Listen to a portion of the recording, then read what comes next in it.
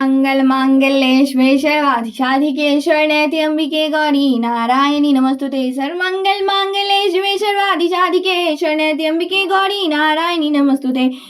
ओम सती सावित्री भव्यता भवानी भवमोचनी आर्या दुर्गा जयादति नेता शूलानी पिनाकदानी चित्रा चंद्रगंता महातपा मना बुद्धि अहंकारा चित्त रूपा चिता चिते सर्वमंत्रमयी सत्या सत्यानंद स्वरूपनी अनंत भव्य भव्य भव्य अभव्य सदागति शांभवी देव माता चित्ता रथ प्रिया सर्व विद्या दक्ष कन्या दक्ष यज्ञ विनाशनी अर्पणा अनेक वर्णा पाटला पाटलावती पाटंबल धनी कमल रजनी अमे विक्रमा क्रूरा सुंदरेश्वर सुंदरी बंदुर्गा मातांगी मातांगी मुनिपुस्ते ब्राह्मी महेश्वरी ऐन्द्री कौमारी वैष्णवी चामुंडा वाराई लक्ष्मी पुरुषाकृति बिमला उत्कर्षणी ज्ञाना क्रिया नित्या बुद्धिदा बहुला बहुल प्रेमा सर्वा हनुमानी शुंभ शुंभनी में शासुर मर्दिनी मधु कैटमनी चंबनी विनाशा सरसुर विनाशा सर दानव घाती सत्सास्तुमयी सत्या शस्त्राधानी अनेक साधानी कौमारी एक कन्या कोसोरी युक्ति अति प्रौढ़ा प्रौढ़ामृत बाता बलप्रदा महोदय मृत्यु के श्री गौरूपा महाबला अग्निज्वाला रौद्रमुखी कालाती तपस्विनी नारायणी भद्रिकाली विष्णु मैजलोदी सुब्दिति कराला अनंता परमेश्वरी कात्यायनी सावित्री प्रत्यक्षम ब्रह्मावादिनी सर्वमंगल मांगल्ये शिवे सर्वाधिसाधिके शरण्ये अंबिके गौरी नारायणी नमस्तुते। अथ देवाय कवचकम। ओम चंडिका देवी को नमस्कार। मार्कंडेय जी ने कहा पितामह जो इस संसार में परम गोपनीय तथा मनुष्य के सब प्रकार से रक्षा करने वाला है और अब तक आपने दूसरे किसी के सामने प्रकट नहीं किया है, ऐसा कोई साधन मुझे बताइए। ब्रह्मा जी बोले ब्राह्मण ऐसा साधन देवी का कवच है जो गोपनीय से भी परम गोपनीय पवित्र तथा संपूर्ण प्राणियों का उपकार करने वाला है। मां अनुने से श्रवण करो। देवी की 9 मूर्तियां जिन्हें नवदुर्गा कहते हैं, इनके पृथक पृथक नाम बताए जाते हैं। प्रथम नाम शैलपुत्री, दूसरी मूर्ति का नाम ब्रह्मचारिणी है, तीसरा स्वरूप चंद्रघंटा के नाम से प्रसिद्ध है, चौथी मूर्ति को कुष्मांडा कहते हैं, पांचवी दुर्गा का नाम स्कंद माता है, देवी छठी स्वरूप को कात्यायनी कहते हैं, सातवां काल रात्रि और आठवां स्वरूप महागौरी के नाम से प्रसिद्ध है, नवी दुर्गा का नाम सिद्धिदात्री है। सर्वत्र नाम सर्वत्र वेद भगवान के द्वारा प्रतिपादित हुए जो मनुष्य अग्नि में जल रहा और अनुभव में सत्व से गिर गया, विषम चक्र में फंस गया हो तथा इस प्रकार वैसे आतुर होकर जो भगवती दुर्गा के शरण में प्राप्त हो, देश का कभी कोई अमंगल नहीं होता। युद्ध के समय संकट में पड़ने पर उसके ऊपर कोई विपत्ति नहीं दिखाई देती, उन्हें शोक दुख और भय की प्राप्ति नहीं होती। जिन्होंने भक्ति पूर्वक देवी का स्मरण किया उसका निश्चय है भय उदय होता है। देवीश्वरी तुम्हारा रूप और चरित्र अच्छित है, तुम समस्त तुम्हारी तो उनकी तुम निसंदेह रक्षा करती हो। चामुंडा देवी प्रेत पर आरूढ़ होती है, वाराही व्यास पर सवारी करती है, अंधी का वाहन ऐरावत हाथी है, वैष्णवी देवी गरुड़ पर सिंहासन जमाती है, महेश्वरी विष्णु पर आरूढ़ होती है, कौमारी का वाहन मयूर है, भगवान विष्णु की प्रियतमा श्री लक्ष्मी देवी कलमों के आसन विराजमान हाथों में कमल धारण किए हुए है, वृषभ पर आरूढ़ है, सूर्य देवी कर रखा है, महादेव ब्रह्मा जी एवं ब्राह्मी देवी हंस पर बैठी हुई, सब प्रकार के आभूषणों से विभूषित है, सब प्रकार की माता है, सब प्रकार की योग शक्ति से संपन्न है। इसके सिवा और भी बहुत सी देवियां जो अनेक प्रकार के आभूषणों से शोभा से युक्त तथा नाना प्रकार के रत्नों से सुशोभित है। ये संपूर्ण देवियां क्रोध में भरी और भक्तों की रक्षा के लिए रथ पर बैठी हुई है। ये शंख चक्र गदा हल शक्ति मूसल खीटक तोमर पशुपास और त्रिशूल उत्तम शंख धनुष आदि हाथों में धारण कर दिया। दैत्यों की शरीर का नाश करा और भक्तों का वैदान निदा, देवताओं का कल्याण करना, यही उनके धारण का उद्देश्य है। महान रौद्र रूप अत्यंत घोर पराक्रम महान बल महान, तुम महान भय का नाश करने वाली हो, तुम्हें नमस्कार है। तुम्हारी ओर देखना भी कठिन है, शत्रुओं का भय बढ़ाने वाली जगदम्बिके मेरी रक्षा करो। पूर्व दिशा में अंधी मेरी रक्षा करे, अग्निकोण में अग्निशक्ति, दक्षिण दिशा में वाराही और नैत्य में खड़गधानी मेरी रक्षा करे, पश्चिम दिशा में वारुणी और वायुकोण में मिट पर सवारी करने वाली देवी रक्षा करे, उत्तर दिशा में कौमारी और ईशान कोण में शूलधानी देवी रक्षा करे, ब्राह्मणी तुम ऊपर की ओर से मेरी रक्षा करो, वैष्णवी नीचे की ओर से मेरी रक्षा करे। इस प्रकार सबको फल चामुंडा देवी 10 दिशाओं में मेरी रक्षा करे, जे आगे से विजया पीछे की ओर से मेरी रक्षा करे, वाम भाग में अजयता, दक्षिण भाग में अपराजिता रक्षा करे, उद्योतनी शिखा की रक्षा करे, उमा मेरे मस्तक पर विराजमान होकर रक्षा करे, लाड में माला धारणी रक्षा करे, यशस्विनी देवी मेरे भाव का संरक्षा करे, भाव के मध्य भाग में त्रिनेत्रा और नथनों की यम घंटा देवी रक्षा करे, दोनों नेत्रों के मध्य भाग में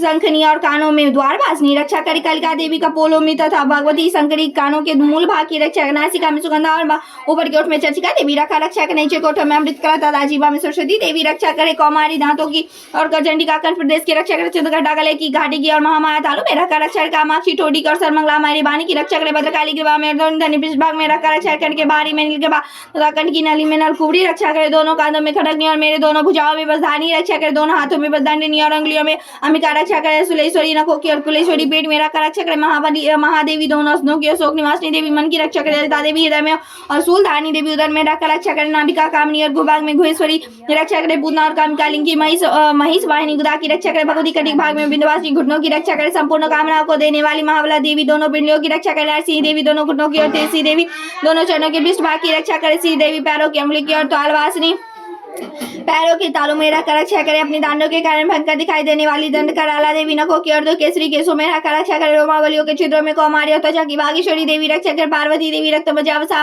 मांस हड्डी मेद की रक्षा करे, आंतों की काल आती और पित्त की मधु कैटवी रक्षा करे, मूलाधार आदि केवल केसों में पद्मावती देवी और कपाल कफ में चूड़ामणि देवी स्थित हो रखकर रक्षा करे, नक्के तेज की ज्वालामुखी और जिसका किसी भी से भेदन नहीं हो सकता वह अभेद्या देवी शरीर के समस्त अंगों में रहकर रक्षा करे, ब्राह्मण आप मेरे प्रिय की रक्षा करे, क्षेत्र सोरी छाया के धन धानी मेरे अहंकार मन और बुद्धि की रक्षा करे, हाथों में वज्र धारण करने वाली वज्रास्ता देवी मेरे प्राण अपायन वायुदाय समान वायु की रक्षा करे, सत्य कल्याण से शोभित होने वाली कल्याण शोभनी मेरे प्राण की रक्षा करे, रस रूप गंध शब्द और स्पर्श इन विषयों का अनुभव करते समय योगिनी देवी रक्षा करे, सदगुण रजोगुण और तमोगुण की रक्षा सदा नारायणी देवी करे, वाराही आयु की रक्षा करे, वैष्णवी धर्म की रक्षा करे, चक्रनी देवी यशकृति लक्ष्मी और विद्या की रक्षा करे, इंद्राणी आप मेरे गोत्रों की रक्षा करे, चंडी के तुम मेरे पशुओं की रक्षा करो, महालक्ष्मी पुत्रों की रक्षा करे और वैरवी पत्नी की रक्षा करे, मेरे पति की सुभद्रा और मार्गी की चिमकारी रक्षा करे, राजा के दरबार में महालक्ष्मी रक्षा करे, सब ओर में व्याप्त रहने वाली विजया देवी संपूर्ण भयों से मेरी रक्षा करे, देवी आगे जया आगे से विजया विजय की ओर से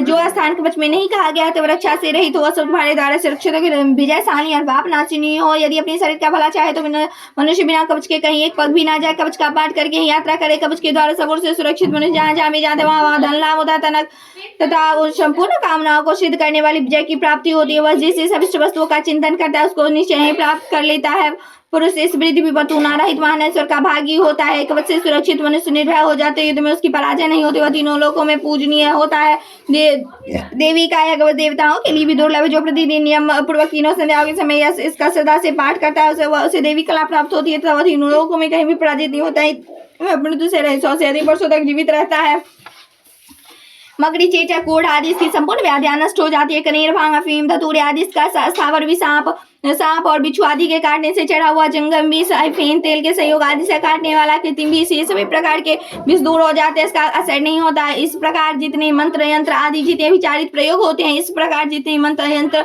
और ये सब प्रकार के कवच को हृदय में धारण कर लेने पर उस मनुष्य को देखते ही नष्ट हो जाती है, यही नहीं पृथ्वी पर विचरने वाले काम देवता आकाश आदि देवी से इसके जल से संपत्र प्रकट होने वाले गण उपदेश मास से सिद्ध होने वाली निम्न कोटि के देवता अपने जन्म के साथ प्रकट होने वाले देवता कुल देवता माला डाकिया सांकरी आक्रंत अंतरिक्ष में विचरने वाले अत्यंत बलवती भयानक डाकिया ग्रह भूत पिशाच यक्ष गंधर्व राक्षस ब्रह्म राक्षस कुष्मांडा वैरव आदि अनिष्टकारक देवता भी हृदय में कवच धारण किए रहने पर उसे मनुष्य को देखते ही भाग जाते, कवचधारी पुरुष हृदय पुरुष को राजा से समान वृद्धि प्राप्त होता है, वह कवच मनुष्य के तेज की वृद्धि करने वाला और उत्तम है, कवच का पाठ करने वाला पुरुष अपनी कृतियों से विभूषित भूतल पर अपने सुयश के साथ साथ वृद्धि को प्राप्त होता है, जो पहले कवच का पाठ करके उसके सप्त सिद्धि नामक चंडिका का पाठ करता है, जब तक यहाँ पुत्र पौत्र आदि जब तक यहाँ वन पर्वत और कानों कानी पृथ्वी टिकी रहती है तब तक यहाँ पुत्र पौत्र आदि संतान परंपरा बनी रहती है, फिर देहांत होने पर वह पुरुष भगवती महामाया के प्रसाद से उस नित्य परम को पद को प्राप्त होता है, जो देवताओं के लिए भी दुर्लभ है, वह सुंदर दिव्य रूप धारण करता है और कल्याण में इसी के साथ आनंद का भागी होता है। बोलो जगत जननी जगदम्बिके की जय।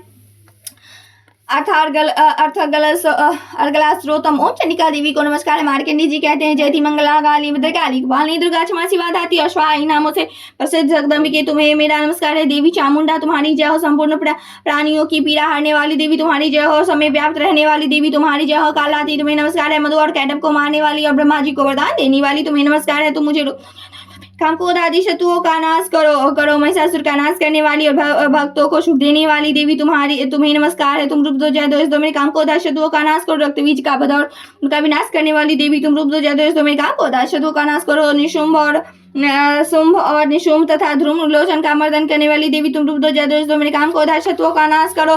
सबके द्वारा बंदित युगल चरणों वाली तथा संपूर्ण सौभाग्य प्रदान करने वाली तुम रूप दो जय दो मेरे काम को शत्रुओं का नाश करो। देवी अंबिके तुम्हारे रूप और चरित्र अचित है। तुम समस्त शत्रुओं का नाश करने वाली रूप दो जय दो मेरे काम को शत्रुओं का नाश कर पाप को दूर करने वाली चंडी के जो भक्ति पूर्वक तुम्हारे चरणों में अपना सर्वदा मस्तक झुकाते उन्हें तुम रूप दो जय दो उनके काम को शत्रुओं का नाश करो। रोगों का नाश करने वाली बारी चंडी के जो भक्ति पूर्वक तुम्हारी स्तुति करते हैं उन्हें तुम रूप दो, जय दो कि उनके काम को दासत्व का नाश करो। चंडी के इस संसार में जो भक्ति पूर्वक तुम्हारे पूजा करते हैं उन्हें तुम रूप दो, जय दो, उनके काम को दासत्व का नाश करो। मुझे सौभाग्य दो, आरोग्य दो, परम सुख दो, रूप दो, जय दो, मेरे काम को दासत्व का नाश करो। मुझे देश करते हैं उनका नाश करो, मेरे बल की वृद्धि करो, रूप दो, जय दो, मेरे काम को दासत्व का नाश करो। देवी का मेरा कल्याण करो, मुझे उत्तम संपत्ति प्रदान करो, रूप दो, जय दो, मेरे काम को दासत्व का नाश करो। अंबिके देवता और सुर दोनों मत अपने माथों के मुकुट की मणिया तुम्हारे चरणों में घसते हो, तुम रूप दो, जय दो, और काम को दासत्व का नाश करो। तुम अपने भक्तजनों को विद्वान शिवान लक्ष्मीवान बनाओ तथा रूप दो, जय दो, उनके काम को दासत्व का नाश करो। मुझसे नागत को रूप दो, जय दो, मेरे काम को दासत्व का प्रचंड दैत्य दर्पण दलन करने वाली चंडी के मुझसे शरणागत को रूप दो, जय दो, मेरे काम को दासत्व का नाश करो। चतुर्मुख ब्रह्मा जी के द्वारा 4 भुजाधारिणी परमेश्वरी तुम रूप दो, जय दो, और काम को दासत्व का नाश करो। सचिपति इंद्र के द्वारा देवी अंबिके भगवान विष्णु नित्य निरंतर भक्ति पूर्वक तुम्हारी स्तुति करते हैं, तुम रूप दो, जय दो, काम को दासत्व का नाश करो। हिमालय कन्या पार्वती के पति महादेव जी द्वारा प्रशंसित होने वाले परमेश्वरी तुम रूप दो, जय दो, काम को दासत्व का नाश करो। सचिपति इंद्र के द्वारा सदाभाव से पूजित होने वाले परमेश्वरी तुम रूप दो, जय दो, काम को दासत्व का नाश करो।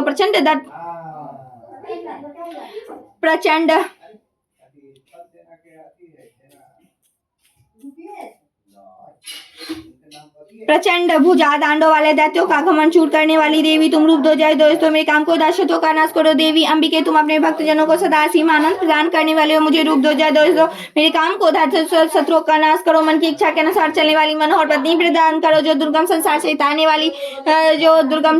तारने वाली हो तथा उत्तम कुल में उत्पन्न हुई। जो मनुष्य कवच के इस स्रोत का पाठ करके सप्तशती संपूर्ण महास्रोत का पाठ करता है वह सप्तशती जब संख्या से मिलने वाले श्रेष्ठ फल को प्राप्त होता है, अन्यथा उनकी तथा साथ ही वह प्रचुर संपत्ति भी प्राप्त कर लेता है। बोलो जगत जननी जगदम्बिके की जय। अथ किलकम ओम चंडिका देवी को नमस्कार है। मार्कंडेय जी कहते हैं विशुद्ध ज्ञान ही जिनका शरीर है, तीनों वेद ही जिनके 3 दिव्य नेत्र है, जो कल्याण प्राप्ति हेतु अपने मस्तक पर चंद्रमा का मुकुट धारण करते हैं, उस भगवान शिव को नमस्कार है। मंत्रों का जो भी किलक है अर्थात मंत्रों की सिद्धि में विघ्न उपस्थित करने वाले साप रूपी किलक का जो निवारण करने वाले सप्तशती को संपूर्ण रूप से जानना चाहिए। यद्यपि सप्तशती के अतिरिक्त अन्य मंत्र के उपासना में जो निरंतर लगा रहता है वही भी कल्याण का भागी होता है, उसके भी आचाटन आदि समस्त कर्म सिद्ध होते हैं, उसे भी समस्त दुर्लभ वस्तुओं की प्राप्ति होती है। तथापि जो अन्य मंत्रों का जप न करके केवल सप्तशती नामक सोच से देवी की स्तुति करते हैं उन्हें स्तुति मां से सच्चिदानंद स्वरूपिणी देवी सिद्ध हो जाती है। उन्हें अपने कार्य की सिद्धि के लिए मंत्र औषधि और अन्य किसी साधन के उपयोग की आवश्यकता नहीं होती। बिना कवच के उसके उच्चाटन आदि समस्त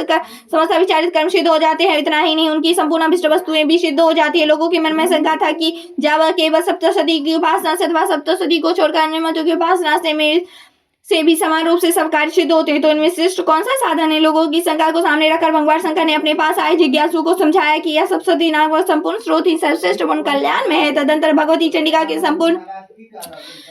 के सप्तशती नामक स्रोत को उस महादेव जी ने गुप्त कर दिया। सप्तशती के पाठ से जो पुण्य प्राप्त होता है उसकी कभी समाप्ति नहीं होती, किंतु अन्य मंत्रों की जप में पुण्य की समाप्ति होता है। भगवान शिव ने अपने मंत्रों की अपेक्षा सप्तशती की श्रेष्ठता का निर्णय किया। इसे यथार्थ ही जानना चाहिए। अंतर मंत्रों का जप करने वाला पुरुष भी यदि सप्तशती के अतिरिक्त अन्य सप्तशती स्रोत के और जप का अनुष्ठान कर ले तो वही पूर्ण रूप से कल्याण का भागी होता है, उसमें तनिक भी संदेह नहीं। जो साधक कृष्ण पक्ष चतुर्दशी अथवा अष्टमी को भगवती की सेवा में अपना सर्वस्व समर्पित करता फिर उसे प्रसाद रूप में ग्रहण करता, उसी पर भगवती पर प्रसन्न होती है, अन्यथा उनकी प्रसन्नता नहीं होती। इस प्रकार सिद्धि के प्रतिबंधक किलक के द्वारा महादेव जी ने स्रोत को किलित कर रखा है। जो प्रभुत्व विधि के निष्किलन करके सप्तशती की प्रतिदिन स्पष्ट उच्चारण पूर्वक पाठ करता है वही मनुष्य होता है, वही देवी का पार्षद होता है, वही गंधर्व होता है। सर्वत्र विचरते रहने पर उस संसार में उसे कहीं भी भय नहीं होता, वह अपने दुष्ट के बस में नहीं पड़ता, देह त्याग के अंत में मोक्ष प्राप्त कर लेता है। किलक को जानकर इसका परिहार करके सप्तशती का पाठ आरंभ करे, जो ऐसा नहीं करता उसका नाश हो जाता।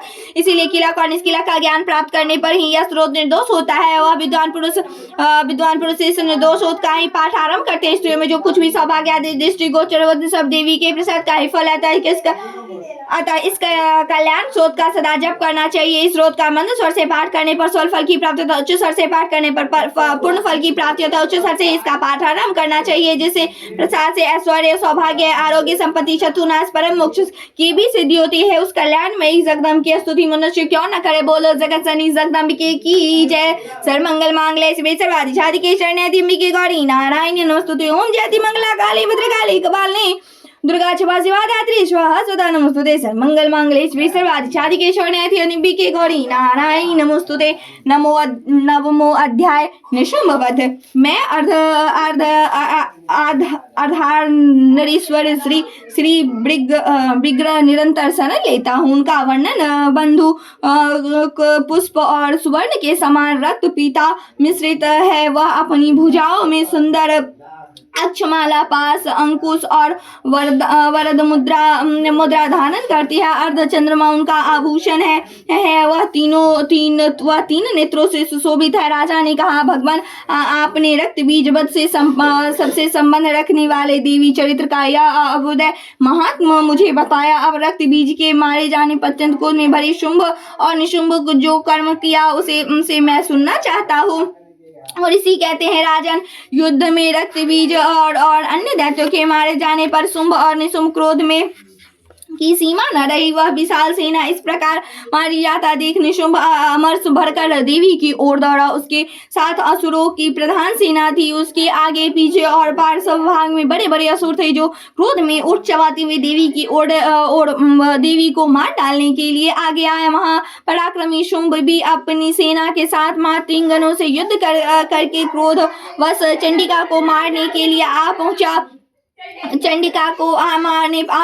अब देवी के पास शुंभ और निशुंभ घोर संग्राम छिड़ गया। वे दोनों दैत्य मेघाओं की वर्षा, बाणों की भांति वर्षा, बाणों की भयंकर वृष्टि कर रहे थे। उन दोनों के चलाए हुए बाणों को चंडिका अपने बाणों समूह से तुरंत काट डाला और शस्त्रों समूह से वर्षा करके उन दोनों दैत्यों के अंगों को भी चोट पहुंचाई। शुंभ ने तीखी तलवार और चमकती हुई ढाल लेकर देवी के श्रेष्ठ वाहन सिंह के मस्तक पर प्रहार किया। अपने वाहन को चोट पहुंचने पर देवी ने क्षुरप्र नामक बाण से निशुंभ की श्रेष्ठ तलवार तुरंत ही काट डाली और उसकी ढाल को भी उसने 8 चांद जड़े थे खंड खंड कर दिया। ढाल और तलवार कट जाने पर उस असुर ने शक्ति चलाई, किंतु सामने आने पर देवी ने चक्र से उसे 2 टुकड़ों में कर दिया। तब वे शुंभ क्रोध में जल उठा और उस दानव ने देवी को मारने के लिए सूंड उठाया, किंतु देवी के समीप आने पर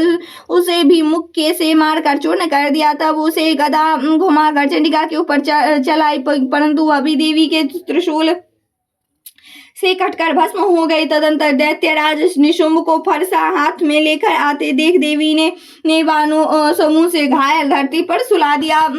उस भयंकर पराक्रमी भाई निशुंभ के धराशायी हो जाने पर निशुंभ को बड़ा क्रोध हुआ और अंबिका का वध करने के लिए वह आगे बढ़ा। रथ पर बैठे बैठे ही उत्तम आयुधों से सुशोभित अपने बड़े बड़े 8 अनुपम भुजाओं से सुमुच आकाश को ढक कर वह अद्भुत शोभा पाने लगा। उसे आते देख देवी ने शंख बजाया और धनुष की प्रत्यंचा भी अत्यंत दुरुस्त शब्द किया। साथ ही अपने घंटों से शब्द जो समस्त दैत्य सेना का तेज नष्ट करने वाला था संपूर्ण दैत्यों दिशाओं को व्याप्त कर दिया। तदंतर सिंह ने भी अपने धार से जिसे सुनकर बड़े बड़े गजराजों का महान मद दूर हो जाता था आकाश पृथ्वी और 10 दिशाओं को गुजा दिया। फिर कालिनी ने आकाश में उछलकर अपने दोनों हाथों से पृथ्वी पर आघात किया। उससे ऐसे भयंकर शब्द हुए जिससे पहले के सभी शब्द शांत हो गए। तत्पश्चात शिवदूती ने दैत्यों के आगे अमंगल अट्टहास किया। इस शब्द को सुनकर समस्त असुर थरथरा उठे, किंतु शुंभ को बड़ा क्रोध हुआ। उस समय देवी ने जब शुंभ को लक्ष्य करते हुए कहा, ओ दुरात्मा, खड़ा रहे। तभी आकाश में खड़े हुए देवता बोल उठे, जय हो जय हो। शुंभ ने वहां आकर ज्वालाओं से युक्त अत्यंत भयानक शक्ति चलाई। अग्नि में पर्वत के समान आती हुई उस शक्ति को देवी ने बड़े भारी लुक्के से दूर हटा दिया। उस समय शुंभ के सिंहनाद से तीनों लोग गूंज उठे। राजन, उसकी प्रतिध्वनि वज्रपात के समान भयंकर शब्द हुआ जिससे अन्य सब शब्दों को जीत लिया। शुंभ के चलाए हुए बाणों के देवी ने और देवी के चलाए हुए बाणों को शुंभ ने अपने भयंकर बाणों द्वारा सैकड़ों और हजारों टुकड़े कर दिए। तब क्रोध में भरी हुई चंडिका ने शुंभ को शूल से मार दिया। उसके आघात से मूर्छित हो पृथ्वी पर गिर गया। इतने में ही निशुंभ को चेतना आई। उसने धनुष हाथ में लेकर बाणों द्वारा देवी और काली और सिंह को घायल कर डाला। फिर उस दैत्यराज ने 10,000 बाएं बनाकर चक्र के प्रहार से चंडिका को आच्छादित कर दिया। और तब दुर्गम पीड़ा का नाश करने वाली भगवती दुर्गा ने कुपित होकर अपने बाणों से उस चक्र और बाणों को काट गिराया। तब यह देखकर निशुंभ दैत्य सेना साथ चंडिका का वध करने के लिए अपने हाथ में गदा ले बड़े वेग से दौड़ा। उनके के आते ही चंडिका ने तीखी तलवार से उसकी गदा को शीघ्र ही काट डाला। तब उसने अपने सूल हाथों में ले लिया। देवी को पीड़ा देने वाले निशुंभ को सूल हाथों में लिए आते देख चंडिका ने बेग से चलाए हुए अपने सूल के छाती छेद डाली। सूल के विदीर्ण हो जाने पर उसकी छाती से एक दूसरा महाबली महापराक्रमी पुरुष खड़ी रह करता हुआ निकला।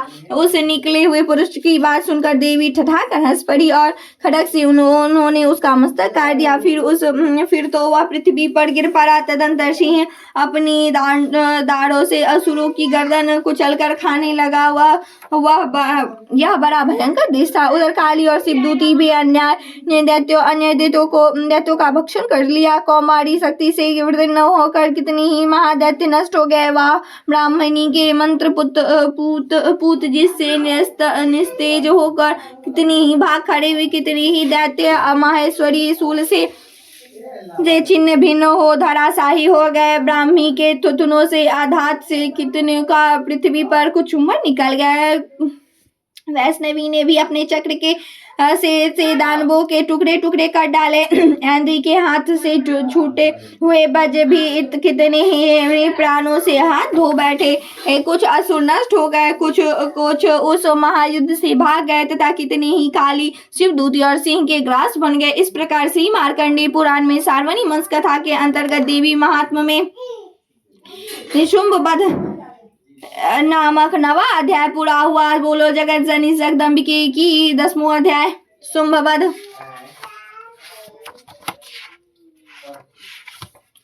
मैं मस्तक पर अर्ध चंद्रमा धारण करने वाली शिव शक्ति स्वरूपा भगवती का अमेश्वरी हृदय से मैं चिंतन करता हूँ। वे ताप हुए सुवर्ण के समान सुंदर हैं। सूर्य, चंद्रमा और अग्नि ये ही तीन उनके नेत्र हैं तथा वे अपने मोहक हाथों में धनुष, बाण, अंकुश, पाश और शूल धारण किए हुए हैं। ऋषि कहते हैं, राजन, अपने प्राणों के समान प्यारे भाई निशुंभ को मारा गया देख सारी सेना का संहार होता जाना निशुंभ ने कुपित होकर कहा, दुष्ट दुर्गे, तू बल के अभिमान में आकर झूठ मूठ का घमंड ना दिखा। तू बड़ी मानिनी बनी हुई है, किंतु तुम दूसरी स्त्रियों के बल का सहारा लेकर लड़ती है।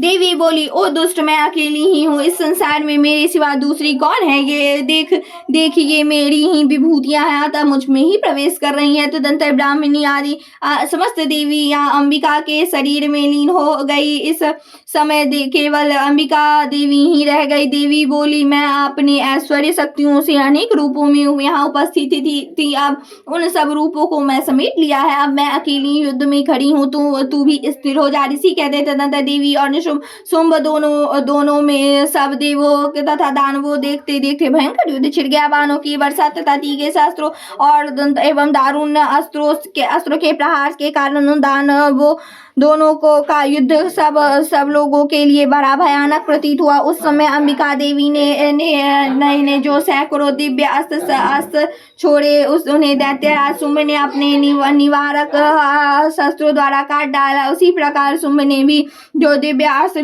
चला उसे परमेश्वरी भयंकर हुंकार शब्द के उच्चाटन आदि द्वारा वार में ही नष्ट कर दिया। तब उस असुर ने सैकड़ों बाणों से देवी को आच्छादित कर दिया। यह देखकर क्रोध में भरी हुई उस देवी ने बाण मारकर उसका धनुष काट डाला। उस धनुष कट जाने पर भी फिर दैत्य ने शक्ति हाथ में लिया, किंतु देवी ने चक्र से उसके हाथों की शक्ति भी काट गिराया। तत्पश्चात दैत्यों ने स्वामी शुंभ ने 100 चांद वाली चमकती हुई ढाल और तलवार हाथों में ली। उस समय देवी पर धावा किया। उसके आते ही चंडिका ने अपने धनुष से छोड़े हुए तीखे बाणों द्वारा उसके सर के समान किरणों, सूर्य के किरणों के समान उज्जवल ढाल और तलवार तुरंत ही काट दिया। या फिर उस दैत्य के घोड़े और साथी मारे गए। धनुष तो पहले ही कट चुका था। अब उसने अंबिका को मारने के लिए उद्यत हो भयंकर मुदगर हाथ में लिया। उसे आते देख ही देवी ने अपने तीक्ष्ण बाणों से उसका मुदगर भी काट डाला। इस पर भी वह असुर मुक्का तान कर देवी बड़ी वेग से देवी की ओर झपटा।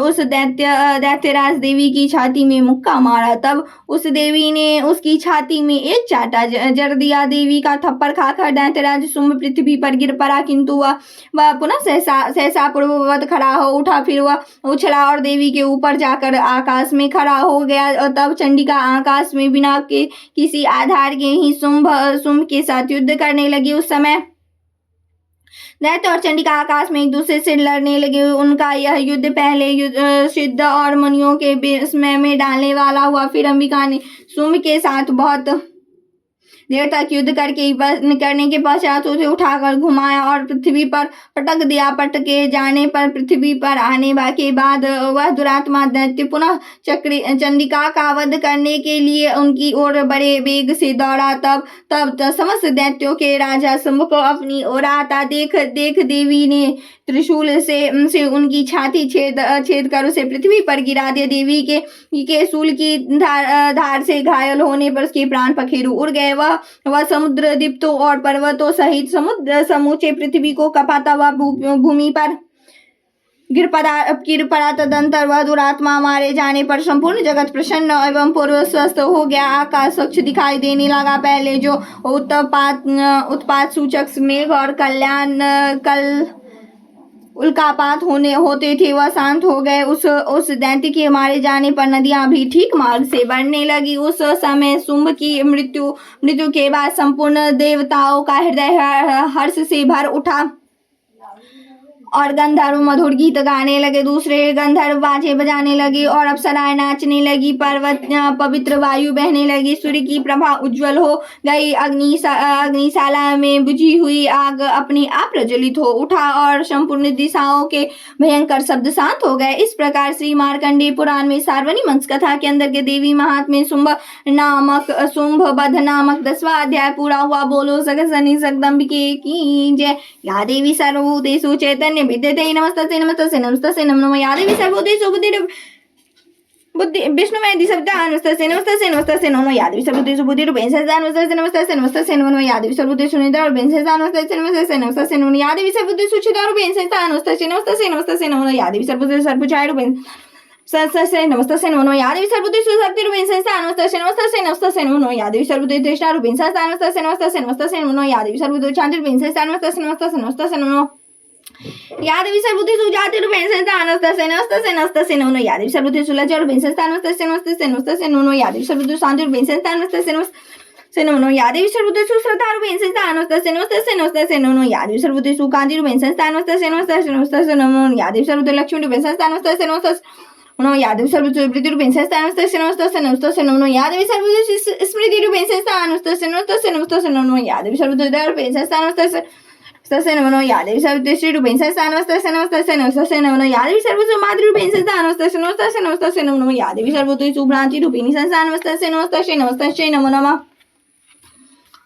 अर्थ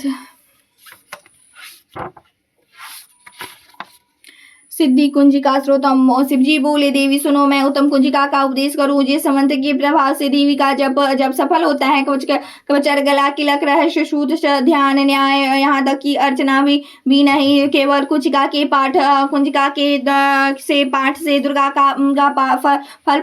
पाठ का फल प्राप्त होता है। यह इसे अत्यंत गुप्त और देवी के लिए दुर्लभ है, देवों के लिए भी दुर्लभ है। पार्वती से स्वयोनियों की भांति व्रत पूर्वक गुप्त कर रखना चाहिए। यह उत्तम कुंजिका का केवल पाठ करके द्वारा मदन मोहन वशीकरण स्तवन और उच्चाटन आदि उद्देश्य सिद्ध हो जाते हैं। ओम ऐं ह्रीं क्लीं चामुंडाय विच्चे, ओम क्लीं हुं क्लीं ज्वालाय ज्वालाय ज्वल ज्वल प्रज्वल प्रज्वल, ऐं ह्रीं क्लीं चामुंडाय विच्चे ज्वल हं लंग संपट स्वाहा। हे रुद्राय स्वरूपनी तुम्हें नमस्कार है। मधु दैत्यों को मारने वाली तुम्हें नमस्कार है। कैटवई नासी को नमस्कार है। महिषासुर को मारने वाली देवी तुम्हें नमस्कार है। सुम का हनन करने वाली और निशुम को मारने वाली देवी तुम्हें नमस्कार है।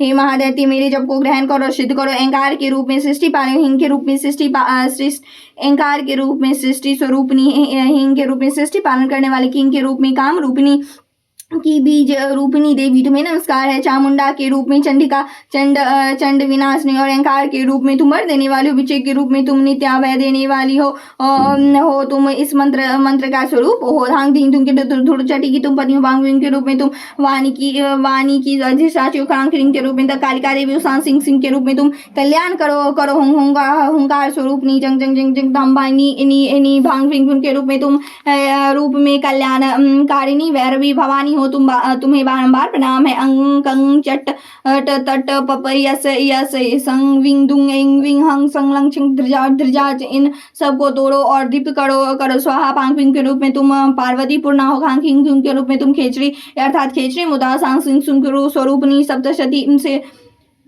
देवी के मंत्रों के लिए सिद्ध करो। या कुंजिका सूत्र मंत्रों को जगाने के लिए है। इसे भक्तिहीन पुरुषों को नहीं देना चाहिए। हे पार्वती से गुप्त रखो। हे देवी जो बिना कुंजिका के सप्तशती का पाठ करता उसे उसी प्रकार सिद्धि नहीं मिलता जिस प्रकार वन में रोना निरर्थक है। इस प्रकार श्री रुद्राय के गौड़ी तंत्र में शिव पार्वती संवाद सिद्धि कुंजिका सूत्र संपन्न हुआ। बोलो जगजनी जगदम्बिके की जय। परमेश्वरी मेरे द्वारा रात दिन सहस्त्रों अपराध होते हैं। मेरा दास है, यो समझकर मेरे उन अपराधों को क्षमा करो, कृपा पूर्वक क्षमा करो। परमेश्वरी मैं वहां नहीं जानता, विसर्जन करना नहीं जानता था, पूजा करने का ढंग भी नहीं जानता, क्षमा करो। देवी सुरेश्वरी मैंने जो मंत्रहीन क्रियाहीन भक्तिहीन तुम्हारी पूजन किया है सब आपकी कृपा से पूर्ण हो। सैकड़ों अपराध करके जो तुम्हारे शरण में जाए जगदम कहकर पुकारता है उसे वह गति प्राप्त होती जो ब्रह्मादि देवताओं के लिए सुलभ नहीं। जगदम्बिके मैं अपराधियों की तुम्हारे में आए हो, इस समय दया का पात्र हो, तुम जैसा चाहो वैसा करो। देवी परमेश्वरी ज्ञान से भूल से अथवा बुद्धि भ्रांत होने के कारण मैंने जो न्यूनता अधिकता कर दी वह सब क्षमा करो। प्रसन्न रहो। सच्चिदानंद स्वरूप नहीं परमेश्वरी जगन्माता का प्रेम पूर्वक मेरे यह पूजन को स्वीकार और मुझ पर प्रसन्न रहो। देवी सुरेश्वरी इसको